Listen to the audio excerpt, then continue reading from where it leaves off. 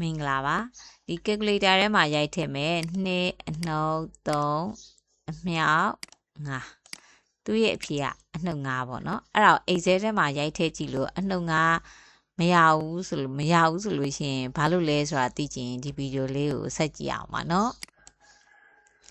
ဒီမှာခုနတွက်တဲ့ပုံစံလေးပေါ့2အနှုတ်3အမြောက်5အဲ့ဒါလေးကိုပဲတွက်ကြည့်ပါမယ်ညီမချင်းထည့်တယ်2အနှုတ်3အမြောက်enter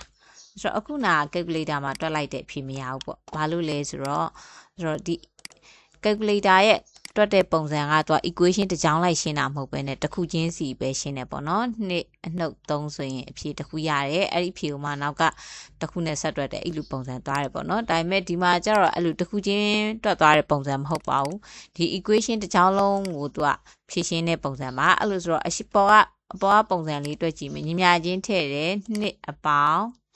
3အနှုတ်5ပေါ့ဆို2အပေါင်း3အနှုတ်5ဆိုရင်2နဲ့3နဲ့ပေါင်းတော့5အနှုတ်5ဆို0ရရပေါ့နော်သူကကြတော့အဖြေမှန်နေရပေါ့ဒီအောက်ဘက်ကတခုကြ2အနှုတ်3ဆိုရင်အနှုတ်1ရမယ်ဆိုတော့အမြောက်5ဆိုလို့ရှိရင်အနှုတ်5ရမှာဘာလို့အနှုတ်73ရလဲပေါ့နော်ဘာလို့လဲဆိုတော့ဒီ equation ထဲမှာထည့်သုံးထားတဲ့ operator level ကြီးကြောင့်ပါဆိုတော့ကိုယ့်ရဲ့ equation ထဲမှာ operator တစ်ခုထက်မကပါလာလို့ရတယ်အပေါင်းနှုတ်မြောက်စားပေါ့နော်ဆိုတော့ကိုယ့် equation ထဲမှာထည့်သုံးထားတဲ့ operator တွေကအပေါင်းနှုတ်တွေကြီးပဲဒါမှမဟုတ်အမြောက်စားတွေကြီးပဲဆိုလို့ရှိရင်ဒါ operator level အပေါင်းနှုတ်က level တစ်ခုသွားတယ်ပေါ့နော်အပေါင်းနှုတ်က level တူတယ်အမြောက်အစားက level တူတယ်အဲ့ဆို level တူတဲ့ operator တွေကြီးပဲထည့်သုံးထားတယ်ဆိုလို့ရှိရင်သူကဒီ equation ကိုဘယ်လိုပုံစံတွက်သွားမှာလဲဆိုတော့အရှိတ်ပတ်ဆုံး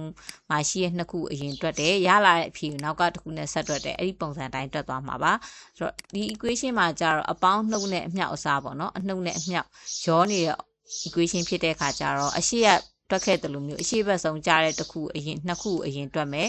ရလာတဲ့ဖြေနောက်ကတစ်ခုနဲ့ဆက်တွက်မယ်အဲ့ဒီပုံစံမသွားတော့ဘူးပေါ့နော်ဒီအနှုတ်ရဲ့အမြောက်ရဲ့ပါလာတဲ့အခါ level မတူတဲ့ operator နှစ်ခုရောသုံးထားတဲ့အခါသူကဘယ်တစ်ခုကဦးစားပေးဖြစ်လဲဆိုအမြောက်အစားဦးစားပေးဖြစ်တယ်ပေါ့နော်အဲ့ဒါကြောင့်အမြောက်ကိုအရင်တွက်တယ်သူကအဲ့တော့အနှုတ်3နဲ့5ကိုမြောက်တော့အနှုတ်15ဖြစ်တယ်ပြီးတော့မှအရှိကအပေါင်း2နဲ့နှုတ်လိုက်တဲ့အတွက်ကြောင့်အနှုတ်ကြီးရဲ့အတွက်ကြောင့်မို့အနှုတ်73ကျန်ခဲ့ရပါတော့နော်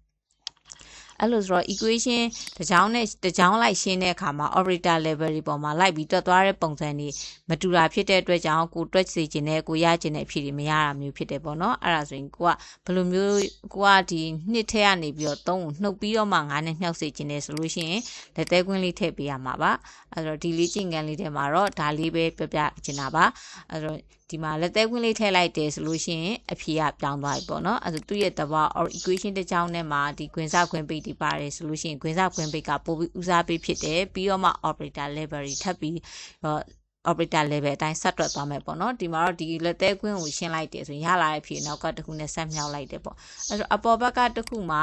2နဲ့3နဲ့ပေါင်းပြီးမှ9ကိုနှုတ်တယ်အဲ့လိုမဟုတ်ဘူးကွာအနောက်ဘက်က2ခုအရင်တွက်စီခြင်းနဲ့ဆိုပြီးလက်သေးကွင်းနဲ့ထည့်လိုက်မယ်ဆိုရင်တောင်သူက operator level တူတာဖြစ်တဲ့အတွက်ကြောင့်အဖြေကတော့အပြောင်းလဲမရှိဘူးပေါ့နော်ဆိုတော့ operator level မတူတဲ့ equation တွေမှာဆိုလို့ရှိရင်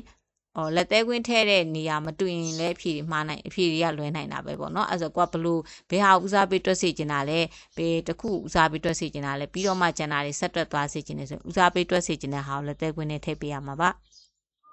ဒါဆိုလို့ရှိရင်တော့ကိုလိုချင်တဲ့ဖြေရလာပါလိမ့်မယ်အဲဆိုညီမချင်း Excel ထဲမှာညီမချင်းထည့်အပေါင်းနှုတ်မြောက်စားအလုံးတွက်လို့ရပြီဆိုပေမဲ့ equation တစ်ကြောင်းထဲမှာအကုန်လုံးရောတွက်တဲ့အခါသူရဲ့ operator level မတူတဲ့ operator level တွေကိုရောသုံးခဲ့မယ်ဆိုရင်ဦးစားပေးတွက်တဲ့ပုံစံတွေလည်းမတူတာမလို့ကိုကဦးစားပေးတွက်စီခြင်းတဲ့ဟာကိုလက်သေးကွင်းထဲကိုထည့်ပြီးမှတွက်ရမယ်ပေါ့နော်အဲဒါလက်သေးကွင်းထည့်ပြီးတော့မှတွက်တဲ့ပုံစံလေးကဒါအလေးကျင့်ကောင်းလေးပါပဲ operator level တူသည်ဖြစ်စေမတူသည်ဖြစ်စေကိုဦးစားပေးတွက်စီခြင်းတဲ့ဟာလေးတွေကိုလက်သေးကွင်းထဲထည့်ပြီးတွက်မယ်ဆိုလို့ရှိရင်တော့အဖြေကကိုရခြင်းတဲ့အဖြေကိုတွက်စီခြင်းတဲ့အဖြေအတိုင်းပဲရနေမှာပါကျေးဇူးတင်ပါတယ်အဆင်မပြေရလို့ရှိရင်တော့ comment ချန်ခဲ့ပေးရပါတယ်